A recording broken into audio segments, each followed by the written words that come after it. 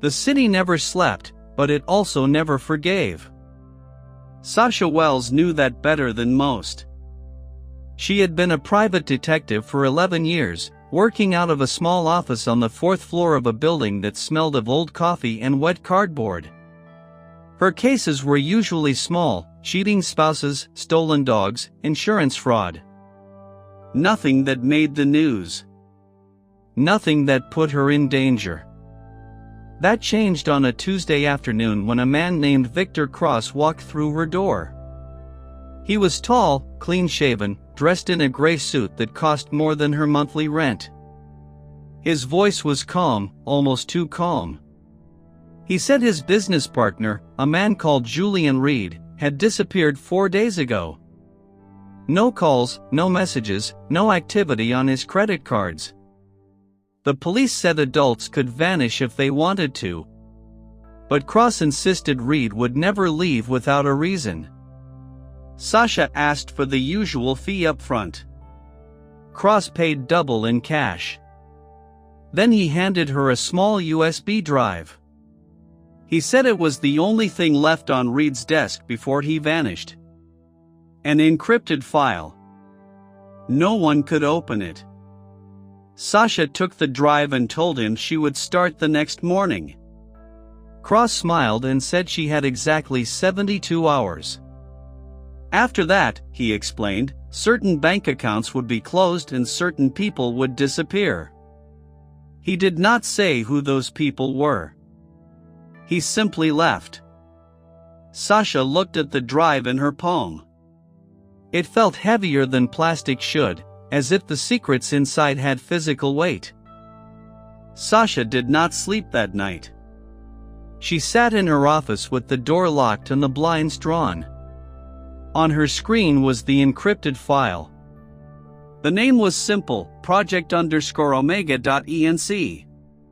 She had seen encryption before, but this was different. It was military grade, the kind used by governments and very rich criminals. She tried her usual tools. Nothing worked. She tried a brute force script she had bought from a hacker in Berlin. The script ran for 3 hours and found nothing. By 4 in the morning, her eyes were burning and her coffee was cold. She decided to look at the file's metadata. That was when she found something strange. The file had been created on a computer registered to a shell company. That shell company was based in an offshore tax haven. But the last time the file was modified, the location was a server inside the city's largest private bank. The same bank where Victor Cross kept his accounts. Sasha wrote the name down on a sticky note. Then she wrote another name, Julian Reed. She searched public records for Julian Reed. He was 42, married, no children. He had been a financial analyst before becoming a partner at Cross Capital, a small investment firm. The firm had only 4 employees, but it managed almost $200 million. That was unusual. Very unusual. Sasha started connecting dots. $200 million required a lot of clients.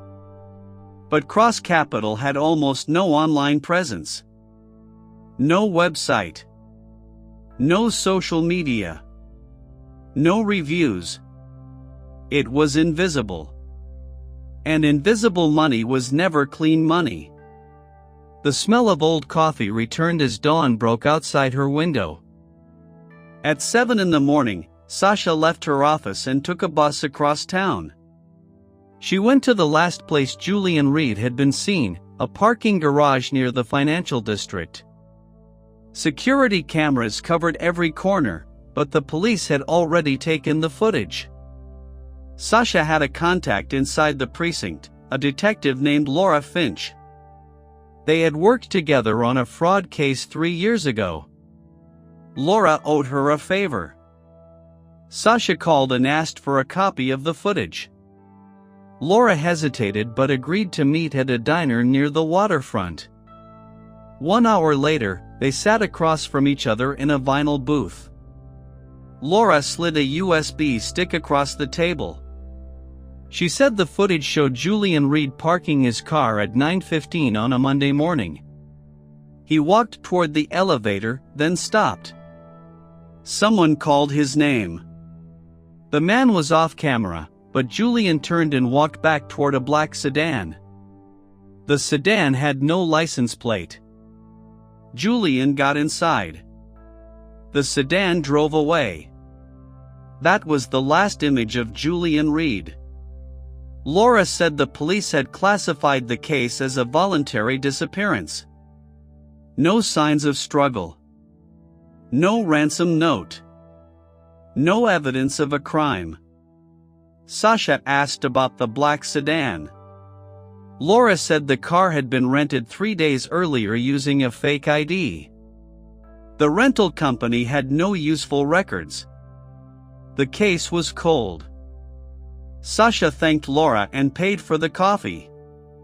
She walked back to her office with the USB stick in her pocket. The 72-hour clock was now down to 65 hours, and a cold wind followed her home.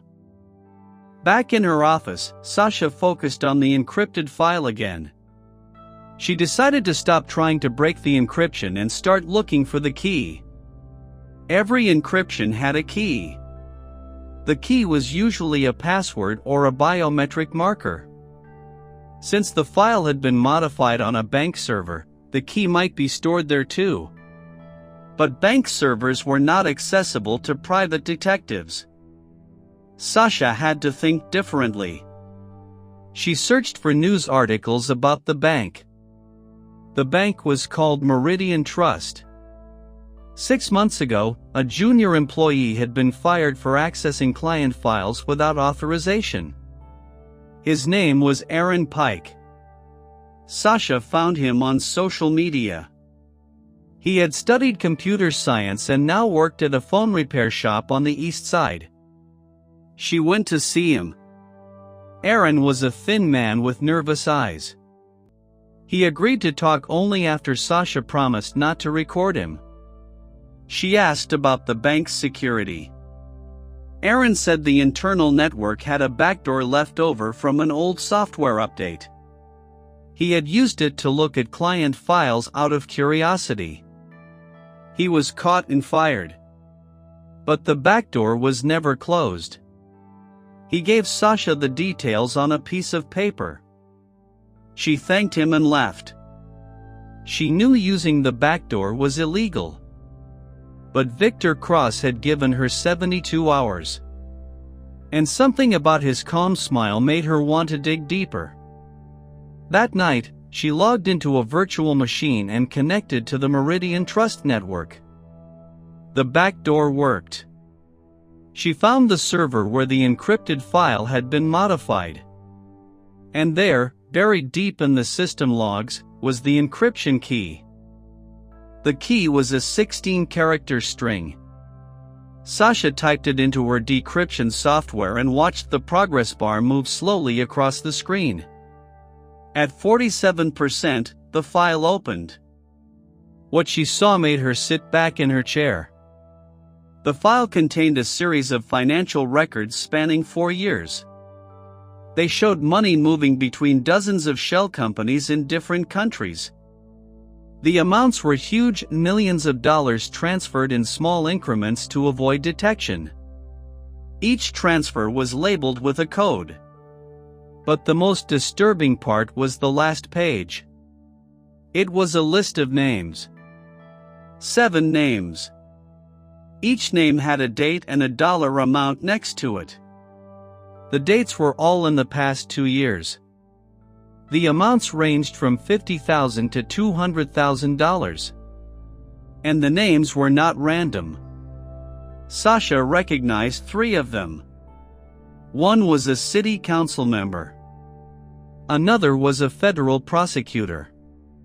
The third was a judge.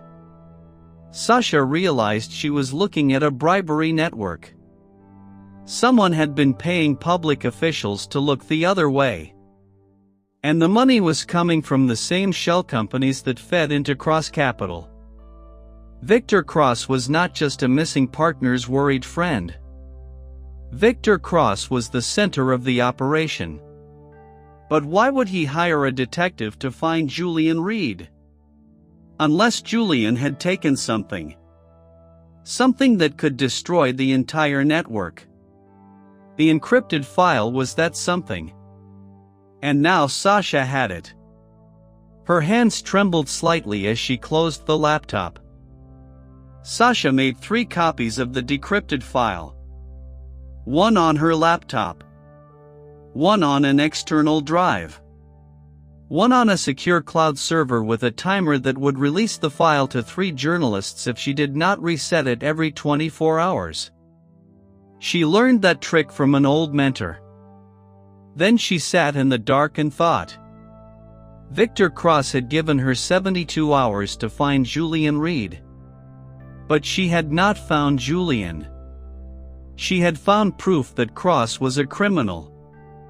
The logical next step was to go to the police. But 3 of the names on the bribery list were police officials. The federal prosecutor was compromised.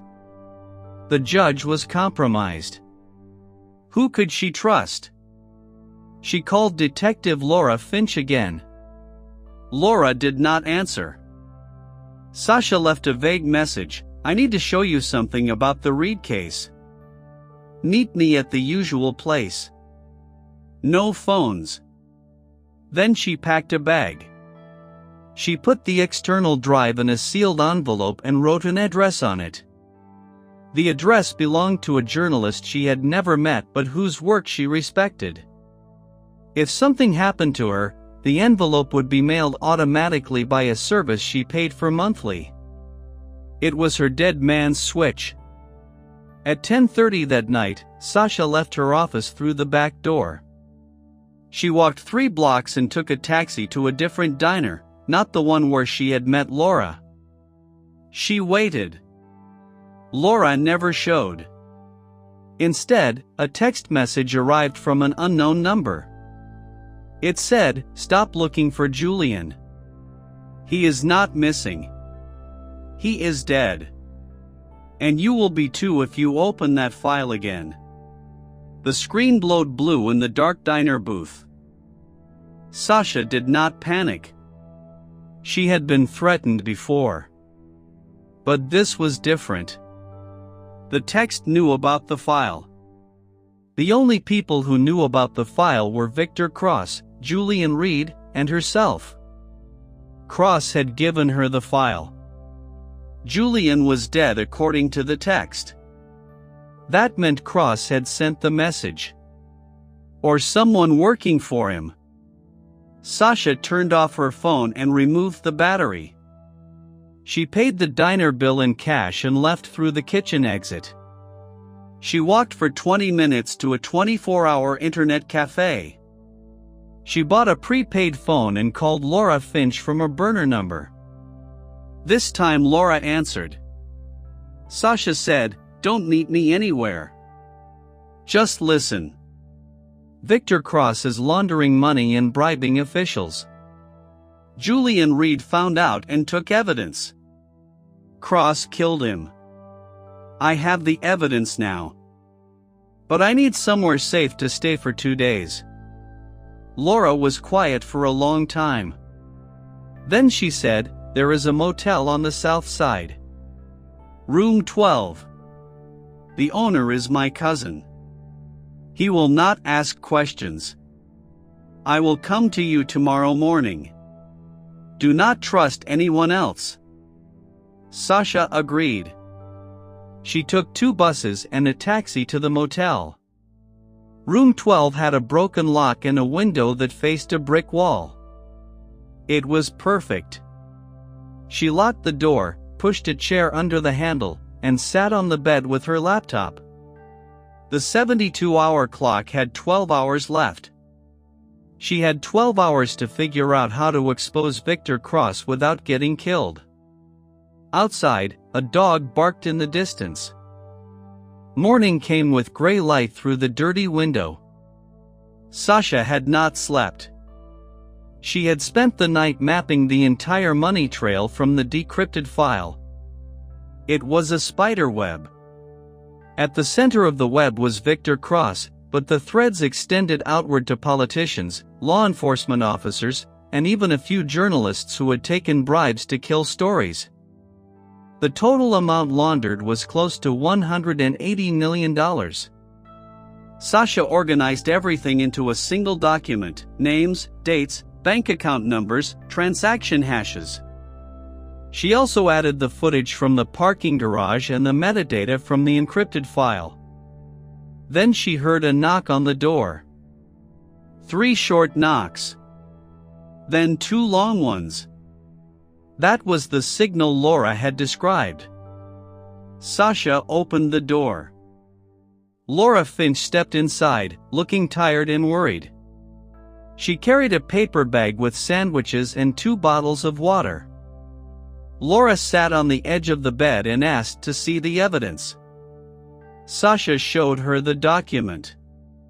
Laura scrolled through the pages in silence. Her face grew pale. She looked up and said, "This is bigger than I thought. The names include my direct supervisor. I cannot take this to my precinct. They would bury it. But I know someone at the state attorney's office who is clean. A woman named Diana Reyes. She has been investigating Cross for 6 months without results. This will give her everything she needs." Sasha hesitated. Trusting another person felt dangerous. But she had run out of options. Laura made a phone call from her own phone, not the burner. She spoke in low tones. When she hung up, she said Diana Reyes would meet them in 2 hours at a public library on the north side. Sasha did not like public places, but Laura argued that a library had cameras and witnesses. Cross would not try anything in broad daylight. They left the motel separately. Sasha took the external drive hidden inside a folded newspaper. Laura drove her own car. At the library, they found Diana Reyes waiting near the reference section. She was a woman in her late 40s with sharp eyes and a worn leather briefcase. Diana introduced herself and immediately asked for the evidence. Sasha handed her the external drive. Diana plugged it into her laptop and read. Her expression did not change, which Sasha found unnerving. After 10 minutes, Diana closed the laptop and said, "This is enough for indictments. But I need to verify 2 things. First, the chain of custody for the encrypted file. Second, the location of Julian Reed's body. Without a body, the defense will argue that he is still alive and that the file was planted." Laura said the police had found no body. Diana looked at Sasha. Sasha thought about the black sedan. She asked Diana for access to traffic camera records from the day Julian disappeared. Diana made a call and, 30 minutes later, had the records. They showed the black sedan driving to a warehouse district on the outskirts of the city. The car entered a building with a loading dock. It left 30 minutes later. The building was owned by a shell company. That shell company was linked to Victor Cross. Diana Reyes organized a covert search of the warehouse that same evening. She brought 2 state investigators she trusted completely. Sasha and Laura waited in an unmarked van 2 blocks away. The hours passed slowly. At 9:15, the investigators returned. They had found something. Inside the warehouse, behind a false wall, there was a concrete floor that had been recently poured. A portable X-ray scanner showed a human shape beneath the concrete. They did not dig it up. They needed a warrant and a forensic team. But the X-ray image was enough for probable cause. Diana called a judge she knew was not on the bribery list. The judge signed a warrant within an hour. By midnight, a full forensic team was at the warehouse. They removed the concrete. Beneath it was the body of Julian Reed, wrapped in plastic. Cause of death was blunt force trauma to the back of the head. Sasha watched from the van. She felt cold, not from the weather but from the certainty that Victor Cross had hired her, knowing she would find the file and possibly the body. He had wanted to see how much she knew. Or he had wanted to lead the police away from himself by pretending to cooperate. Either way, his plan had failed. The evidence was now in official hands. Sasha's 72 hours had ended 4 hours ago. But she had one.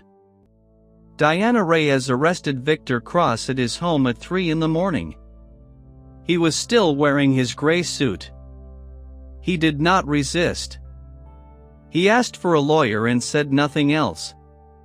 The news spread quickly.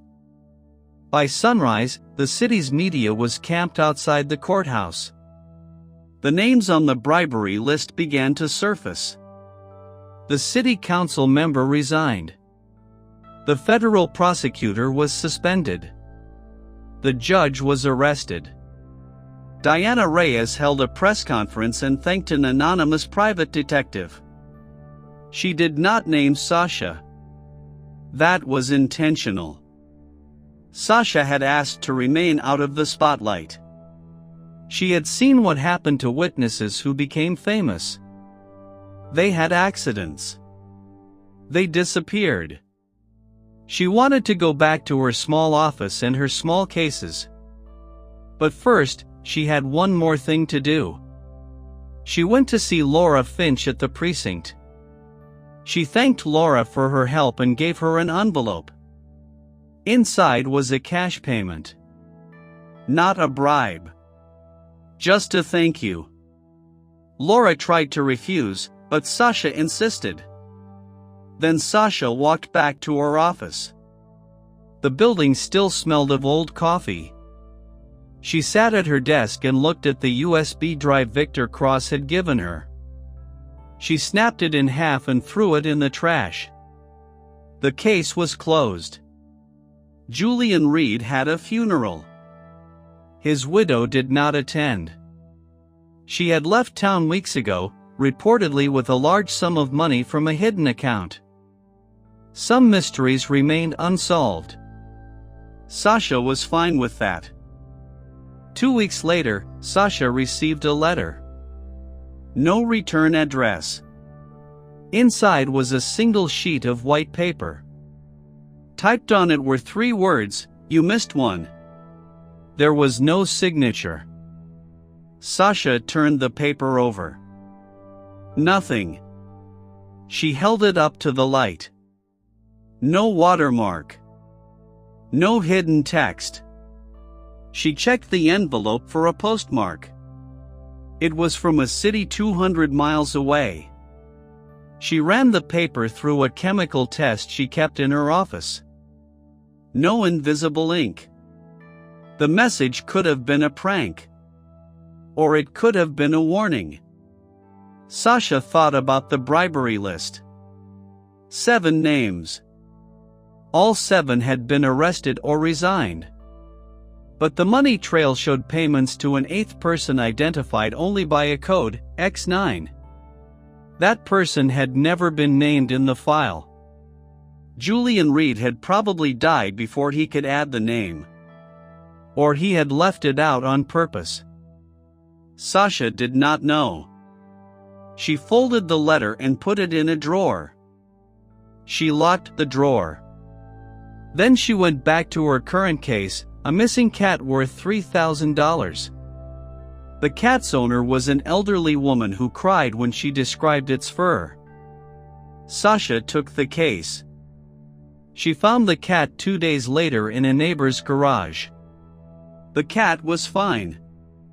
The neighbor apologized. Everyone moved on.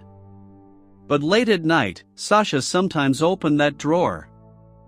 She looked at the letter. She wondered who X9 was. she never investigated. Some doors, she decided, were better left unopened. That was how she survived 11 years as a private detective. 6 months passed.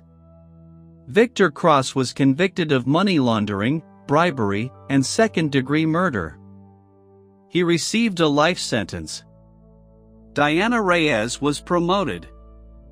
Laura Finch left the police force and opened a private security firm. She offered Sasha a partnership. Sasha declined. She preferred working alone.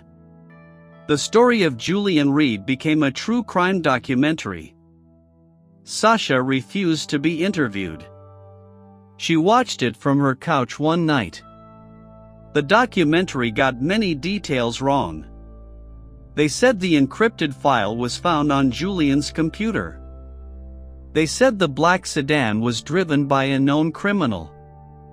They never mentioned the back door at Meridian Trust. They never mentioned Aaron Pike.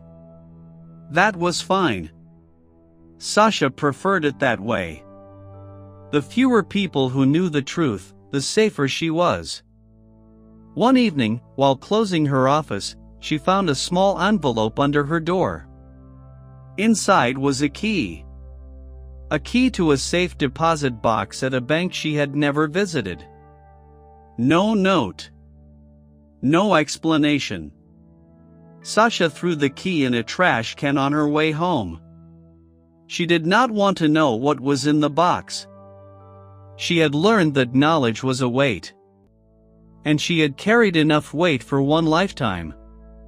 She walked home under the city lights, anonymous and free.